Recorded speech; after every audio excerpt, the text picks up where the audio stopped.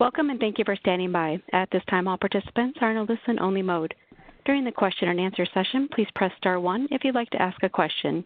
Today's conference is being recorded. If you have any objections, you may disconnect at this time. Now I will turn the meeting over to Ms. Leslie Evans. Ma'am, you may begin. Hello and welcome to the first Money Smart for Small Business Town Hall webinar of 2019.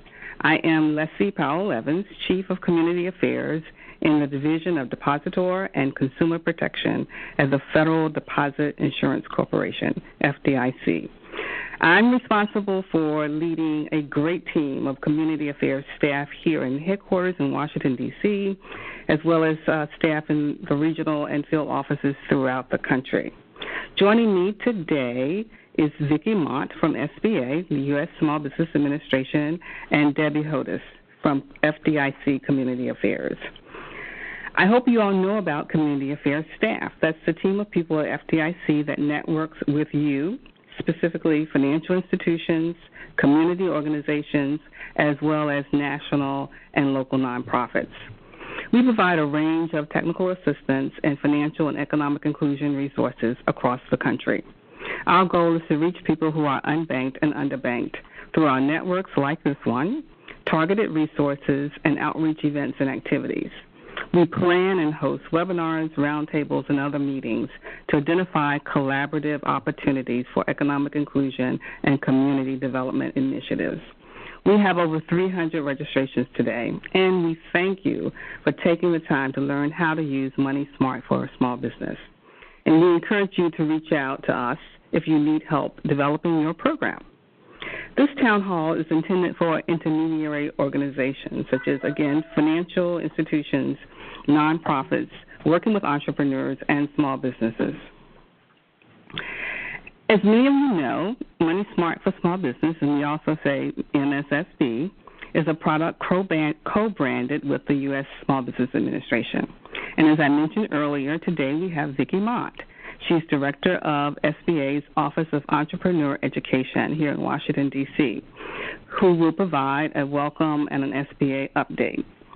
Our presenter today is Kim Cole from Navicore Solutions, and you will hear more about her and from her a little later.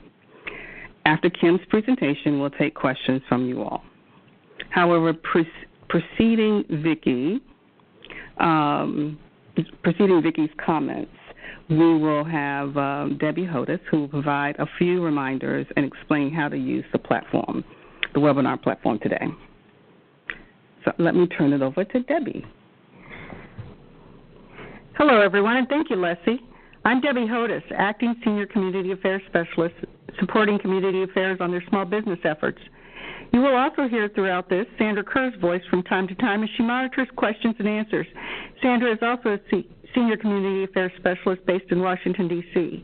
Before our guests join us, I would like to go over 3 items: a disclaimer, a tutorial, and a few reminders. I'll start with the disclaimer. Reference to any specific organization does not constitute an endorsement, a recommendation, or a favoring by the FDIC or the United States government.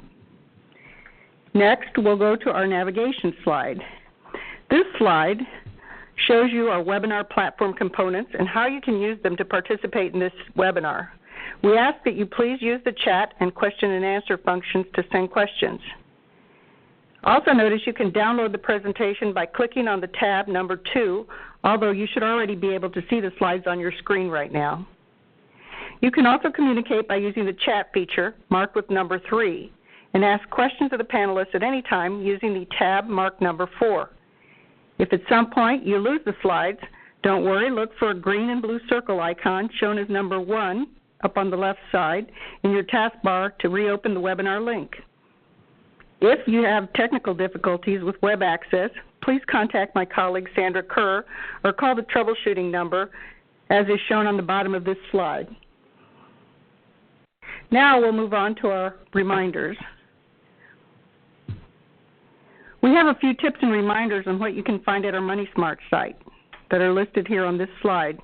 First, you can join the Money Smart for Business Alliance on that site. Please remember to join. Also, you can find recordings of prior MSSB Town Hall webinars and more Money Smart events at fdic.gov/MoneySmart. Our website was redesigned, so check it out and let us know what you think. We hope this makes finding things easier. One tip I'd like to pass on for ease of use as you try to navigate the Money Smart page is to look for the word Teach. Click on that, and that'll take you right to find Money Smart for small business information. You can also download any MSSB module and the MSSB Train the Trainer curriculum anytime from catalog.fdic.gov. I also want to thank everyone who has already submitted questions during the registration process. We've already addressed some of them on a one-on-one basis, and some will be answered at the designated question and answer segments today. And remember, we are monitoring your questions via the webinar platform and by email. Please note that all participant lines are muted. Thank you for your attention and enjoy the presentation. I'll hand this over now to Leslie, who will introduce our first speaker. So now we will hear from Vicki Mott. Great. Thank you, everyone. Good afternoon. FDIC is a vital ally in our efforts to help small business owners grow, start, expand, and recover. Today, I would like to highlight 5 items that are going on at SBA. First, SBA's Emerging Leaders Initiative. SBA has announced the launch of the 2019 Emerging Leaders Initiative. This is for executives of small businesses poised for growth in emerging markets. SBA's Emerging Leaders Initiative provides free entrepreneurship education and training for executives of small businesses that are potential job creators. This intensive executive entrepreneurship series includes nearly 100 hours of classroom time, and participants are provided with opportunity to work with a network of experienced coaches and mentors, attend specialized workshops, and develop connections with their peers, city leaders, and the financial community in order to build sustainable businesses that promote economic development within their communities. Since its inception in 2008, this initiative has trained more than 5,000 small business owners and created over 6,500 jobs and generated over $300 million in new financing and secured over $3 billion in government contracts. To learn more about this, please visit sba.gov/emerging leaders. There's information for registration and additional information on criteria for entering the program if you're interested. Second, SBA's Native American workshops for small businesses. We are offering workshops for Native American small businesses. The workshops are focused on increased financial literacy and outreach initiatives to enhance the use of SBA's financing programs, counseling, and business development services to Native American small business communities. We have workshops coming soon in Norman, Oklahoma, March 21st and 22nd, in Tulsa, Oklahoma, March 25th and 26th, and in Billings, Montana, April 8th and 9th. To learn more about how to register for these workshops, you can go online to www.rgg-services.com and select Small Business Workshops. The workshops are free to attend, but registration is required. And third, let's tell you about our Idaho Women's Business Center. SBA's Office of Women's Business Ownership has issued a grant funding opportunity to provide funding for one nonprofit organization that will provide services to the state of Idaho to start a new community-based women's business center. This funding opportunity announcement closes on March 28th, and for more information, you can email owbo@sba.gov. Fourth, Business Success Her Way, Twitter chat. In honor of Women's History Month, join SBA for a Twitter chat on Tuesday, March 19th at 3 p.m. Eastern Time. SBA will be sharing tips and resources to help women entrepreneurs start, grow, expand, or recover a business. Follow along with the hashtag SBA Chat. And lastly, National Small Business Week for 2019. Since 1963, the President of the United States has issued a proclamation calling for the celebration of National Small Business Week. This year, National Small Business Week will be recognized from May 5th to 11th, 2019. This is an opportunity for the SBA administrator to honor and award the nation's top small businesses, entrepreneurs, and small business advocates and champions.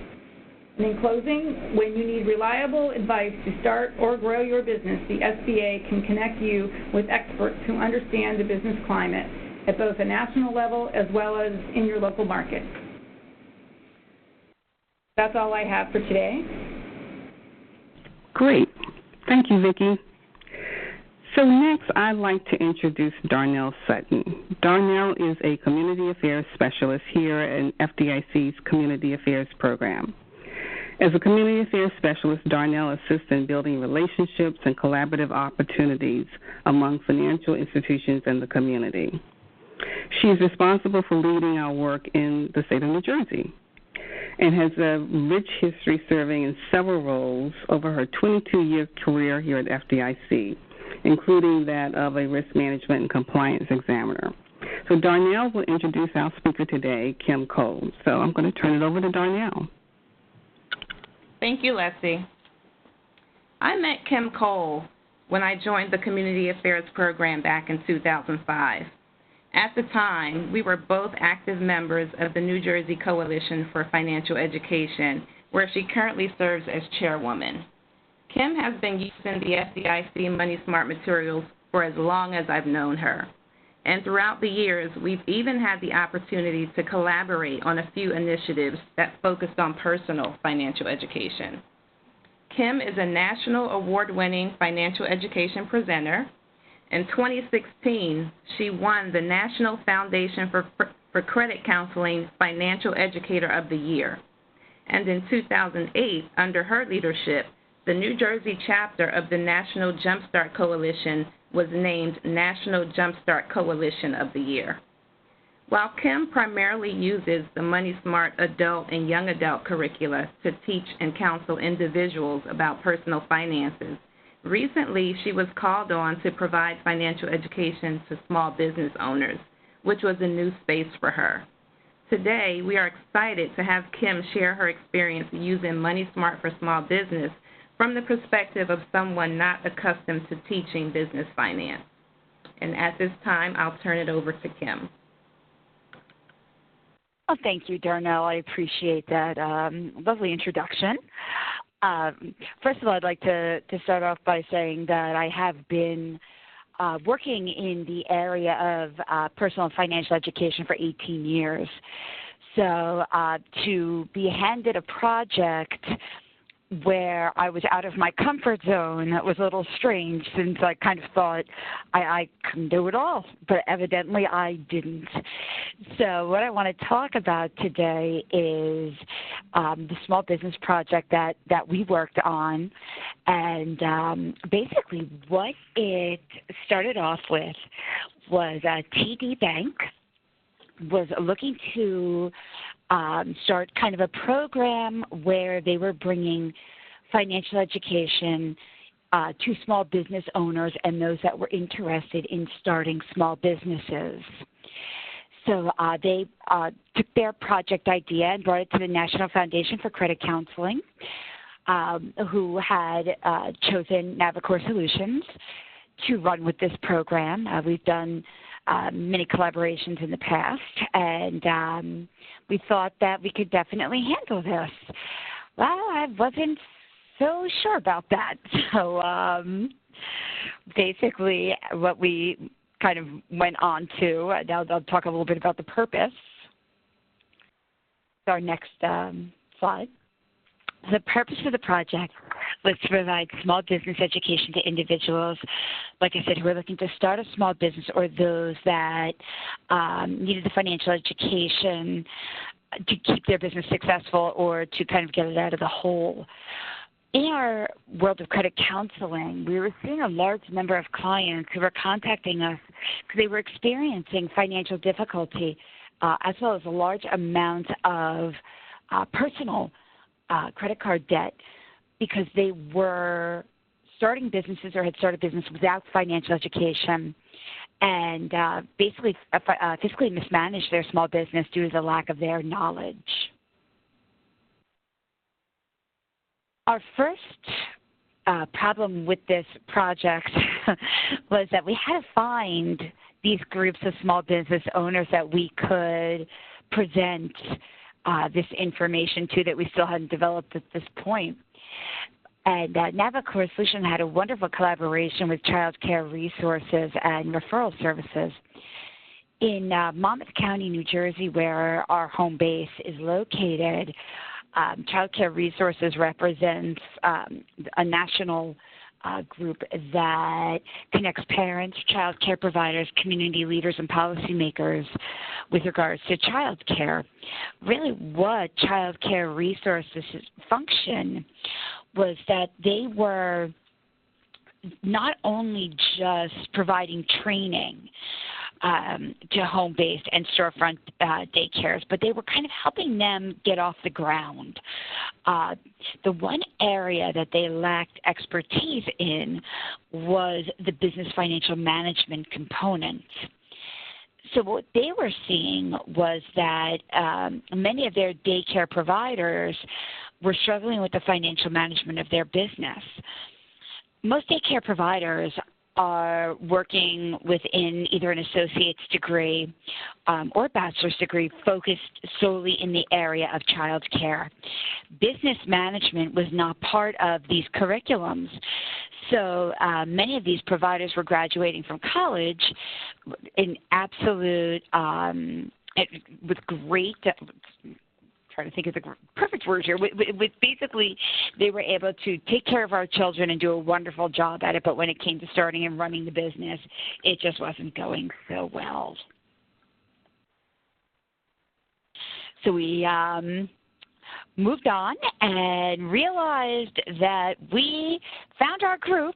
They were more than happy to have us come in and teach their new daycare providers as well as small business providers of daycares about personal finance. The problem was that we weren't equipped to teach it. So Navicore Solutions focuses on personal finance, not small business financial management.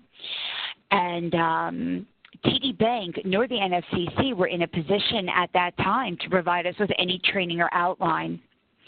So fortunately, after many years of wonderful collaboration, partnerships, and conversations, I had a wonderful resource in Darnell, Sutton from the FDIC, and I called her, and I was very upfront and said, I've got this project, and I'm not exactly sure what to do. And does the FDIC have anything in their arsenal that can help us? And lo and behold, she said, we absolutely do. We have this great curriculum. And it really is what saved this project. We had to use it not only in an effort to teach these business owners and potential business owners, but my staff who did not have the experience in presenting information about small businesses. So I'll tell you a little bit about the program itself. The program was presented over 6 classes over a period of 3 months. So what we did was we held 2 classes per month. We kept the number of attendees on the low side so that we could make sure, first of all, it was kind of a test run, but also because we wanted to make sure we could provide that one-on-one service that some of these business owners may need. The clientele were, like I said, both owners of daycare centers, could be home-based, could be storefront, or they were considering ownership. At no point was anyone charged a fee to attend the program, nor was there any financial incentive given to any participant. So there was no reduction or lowering of an interest rate for a small business loan. There was no sales pitch, and in the end, these people came because they wanted to know more and be better business owners. Moving on, we put together our presentation, which was made up of 95% the PowerPoint from the Money Smart for Small Business PowerPoint presentation. We didn't have to do very much additional research. We didn't even have to go as far as to find too many graphics to try to make it look pretty. The modules that we focused on over those 6 classes were record keeping, banking services, credit reporting, risk management, and managing cash flow. The participants in our group, some of them didn't even know what a profit and loss statement was, which is one of the most basic kind of tools there were, nor did they even know they should have had separate bank accounts for their business versus their own personal. So it really, the curriculum was not just user-friendly on our end. What we really liked about it, and I want to drive this home, is that it spoke in a language to our participants that was understandable. It was not over their heads, yet it didn't talk down to them either.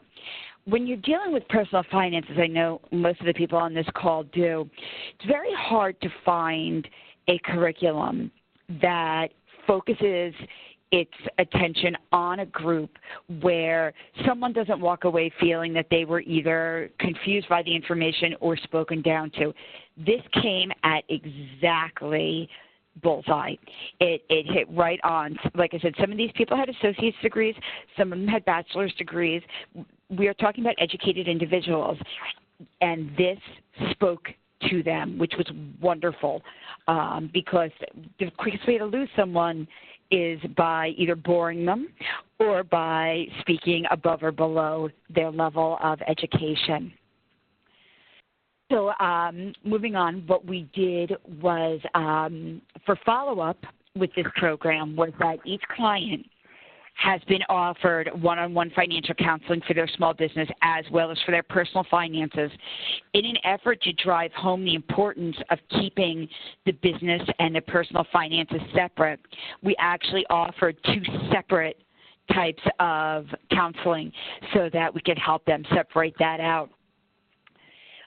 While the SBA as a whole was not involved in the actual program, the SBA is a very strong resource here at Navicore Solutions. When somebody calls us with small business problems, the SBA is our first place of referral. So we made sure that the clients were referred to the small business development centers. We have many of them located on some of our college campuses throughout New Jersey. We made sure they were connected with the SBA. Each of the participants must continue to work with child care resources to either receive or maintain certain credentials for their daycares. So this is not a group where we saw them once and then will not have access to them again in the future. However, we also realize that the information they received, unlike personal finance, is going to take time to implement. Can't start a small business overnight and make changes to your existing business just as quickly. So what we decided to do is offer a 6-month check-in to see how things are going.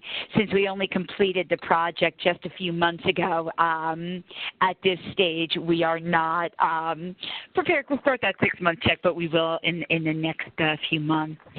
And just want to mention the results of this particular project.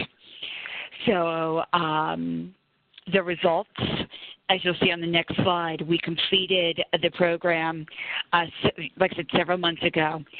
Since then, we have launched a one-on-one small business counseling program so that small business owners can contact us related to credit and issues around business credit.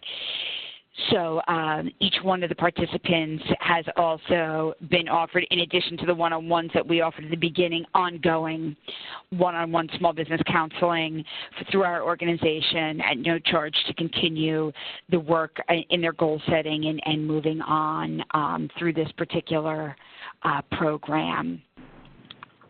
And kind of what I would like, before we move on to questions, is that I think it's what is very important to get out of this was this was a great program, but there's more to it than that. Working in the field for as long as I have, I can tell you that there is curriculum all over the place. I get boxes of curriculum information on a regular basis from all different areas of personal finance, and it requires, on my part, a lot of vetting making sure the information is accurate, making sure there's not a product that's going to be sold in this, and making sure that it fits the needs of my client base.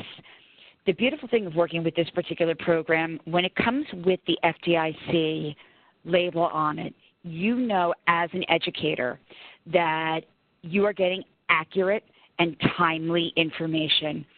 It saved me probably weeks of work in having to do research and having to do design because of the fact that it really is turnkey.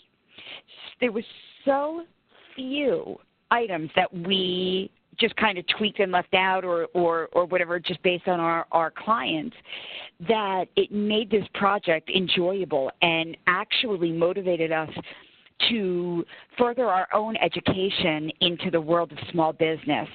So I do want to make sure that the point of how easy this was and how it really did kind of change the way we look at things, because this curriculum made such a difference. And it made a difference in the lives of 10 people who are just looking at this point to keep their business afloat or to start their business and not be millionaires. They're not looking for that kind of, these are child care providers. They do because they love it, and we were able to get this information to them. So I want to thank FDIC and the SBA for putting together such an amazing product, and the fact that it cost us nothing means so much more, because as a nonprofit, we just didn't have the funding to go out and buy a turnkey product. It came to us for free through FDIC, through Darnell and the SBA, so thank you. Thank you very much, Kim. That was great. At this time, participants, please feel free to submit your questions for Kim or Vicki from the SBA. Any questions specific to your organization can be addressed individually after the event. Sandra, what questions do we have? Yes, Kim. What challenges did you find in getting participants? And if so, what were those challenges? You know, it's funny that you should ask that, because that was just as big of a challenge finding participants as it was in finding the right curriculum. One of the things that we found was that, I mean, there are some really great programs where there are some small business trainings, such as the SBA and SCORE and things like that. But first of all, trying to find small business owners that could come together for 6 classes and actually leave their small business for a few hours, that was a challenge. But like I said, you know, kind of finding that one group that really needed it was definitely our challenge. And fortunately, having community partners such as Child Care Resources made it much easier for us. Great. Another question, were there any aspects of the FDIC curriculum that you felt did not meet the needs of your clients? Some of the, based on the way some of it was structured, some of it was a little advanced for our clients, not by much. It definitely I thought could have been used, but we were working with a time constraint. And but I would say that, like I said, 95% of our presentation came from there. So there's very little in the curriculum that did not fit. We had a harder time saying, okay, well, we got to take that out because we just don't have time to get that, that presented. So I think that the biggest challenge that we had with the curriculum itself was that it is robust. And that making sure that if you're going to enter into a training such as this, that you give yourselves adequate time to present that information. Great. You mentioned that you thought some sections were a little bit higher level. And with that in mind, what level of business financial education do you think an individual should have prior to participating in an MSSB workshop? Oh, I will tell you, we had people who literally had gotten their associate's degree, had just been working at a daycare center, had no business knowledge whatsoever, and quite frankly had very little personal financial knowledge. And they were still able to participate at a very high level. So while in a perfect world, it's much easier to teach anything if somebody's got a little bit of background knowledge, just as an educator. We found that the way the information was presented through the program, that it hit both the very early on business owner, but also, too, someone who really needed a little extra. We found that with most of our clients whose businesses were failing, was not failing because of the fact that enrollment in students was down or the fact that they were having a hard time maintaining a high level of customer service and quality. What it truly was the fact that they entered into a business with very limited financial knowledge and not realizing how much insurance was going to cost and how much a loan was going to cost and how much rent was going to, and they just didn't have, had an understanding on how that all worked. So I think, to answer the question, I think that you need very limited knowledge coming into this program. I think that it works for both, but our clients had very limited knowledge. Great. I know that there are several modules to MSSB, and I'm very curious as how you allocated the time spent for each module, and did you have to spend more time on some of the more complex topics like cash flow? Absolutely, and that's basically what we did. So, the modules that we focused on were that we were heavy on was the record keeping. We were very heavy on the banking services and managing the cash flow. Credit reporting, we had to throw in there because we're credit counseling. We couldn't leave that out. But realistically, that one we touched on, but we didn't make that, a core area, because what we felt was with the managing cash flow, banking services, and record keeping, all of those things will help a business maintain a good credit standing, because in that is their bill paying and making sure that they're maintaining everything that they need to do. So, and of course, risk management.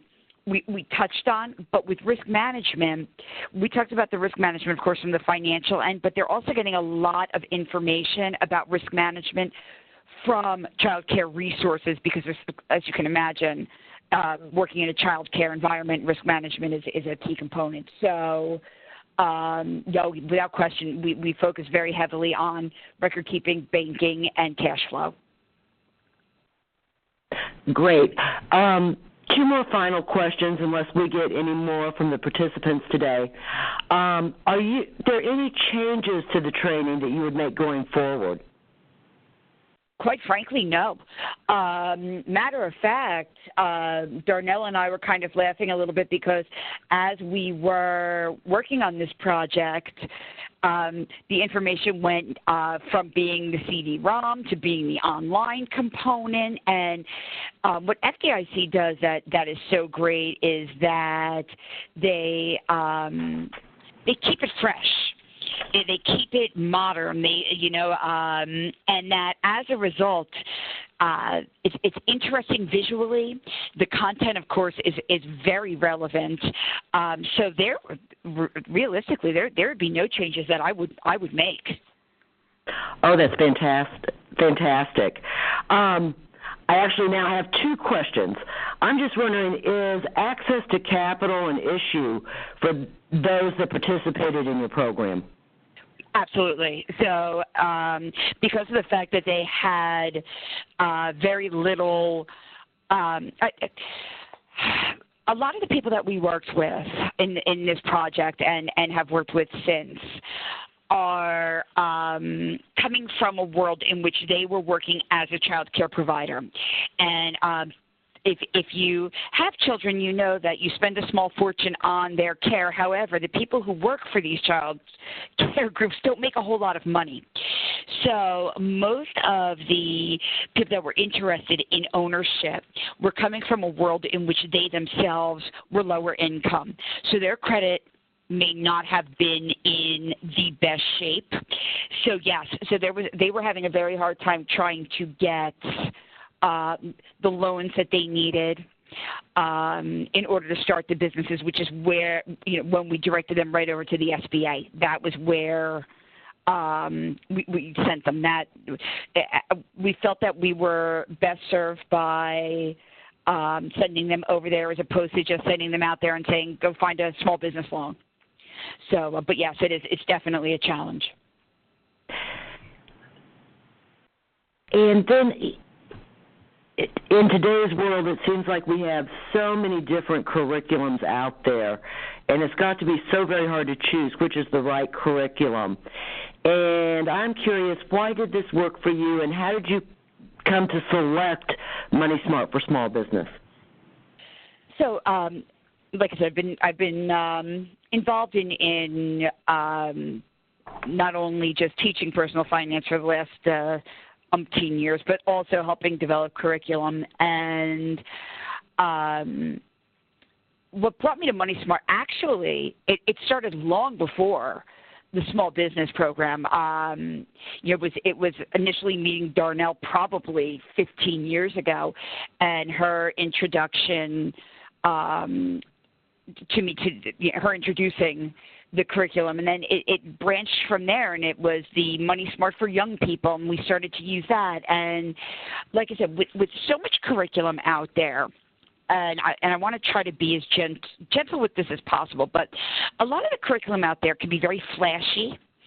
It can be, very kind of cool to look at, but it doesn't necessarily mean the information in there is accurate. FDIC, what I like about FDIC, first of all, is that one of the focuses of my personal finance is getting people banked. That is one of our core areas, is that people should be banked. So right then and there, the FDIC match with us is a no-brainer. But like I said, with FDIC, there's no selling of a product.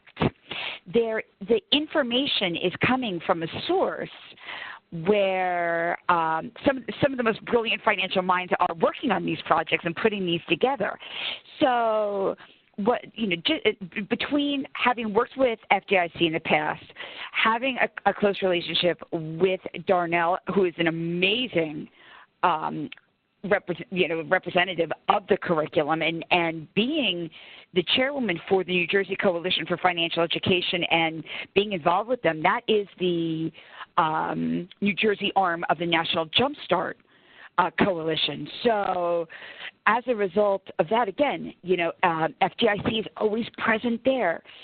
It was the right fit. It made my life easier. It's one I trust. It's one that I've used. I've used the adult. I've used the young adult. And matter of fact, we're laughing the other day. New Jersey just implemented middle school requirements for financial education. And sitting in my office right now are the books that we are going to be giving out to the teachers in this area to help them utilize the curriculum for grades 6 through 8. So it's tried and true. It's trustworthy, and it's comfortable. As a financial educator, I'm comfortable with it, and I think that's key. Well, it certainly sounds like you're going to be busy in the future. Let me ask our participants if there are any questions for the SBA. And while I'm waiting on those questions, Kim, fantastic job today. I want to ask you just one more question. And that's, what advice can you give other organizations that may be looking to expand their scope from personal finance education to business finance? And do you have any suggestions on where they can find an audience for this? So one of the first things that we did was, like I said, having community partnerships was definitely a great start. But some of the nonprofits in our community are starting to get very involved in entrepreneurship. And it's kind of a buzzword right now. So one of the areas that I would have liked to have pushed, but unfortunately did not get they didn't respond in time for me to be able to use them, was one of our local nonprofits has, like I said, an entrepreneurship program where they're training young entrepreneurs and in low-income communities. And that would have been a wonderful group, and that's one that I plan on working with in the future. So that, and the other area are community colleges.